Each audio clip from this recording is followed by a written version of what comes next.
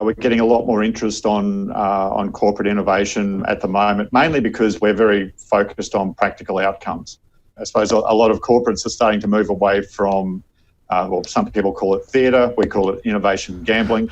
Gambling, where they just sort of throw, it's like going to the casino. People are just throwing money at innovation, hoping for an outcome. Whereas what we can do is show them that you can put a system in place to reduce risk and actually get an outcome that's going to add value to the business. Okay, interesting. System, what's an example of a system that you might put in place? Yeah, so it can be around, I suppose, where you're going to find ideas, how you're going to assess ideas, how you engage with team members to bring together validation, or proof of concept teams, budget. So there's a whole range of things. There's innovation standards, innovation management standards currently being brought together. So there's 43 countries that have been working on that.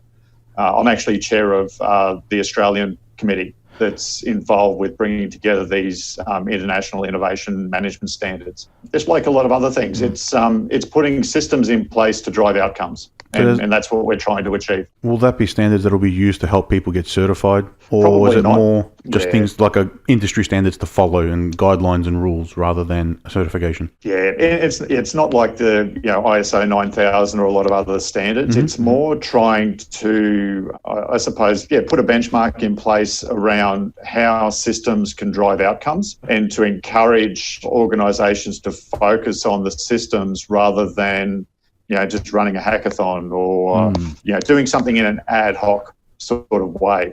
The intent isn't that they're going to be compliance standards, but they're guiding standards.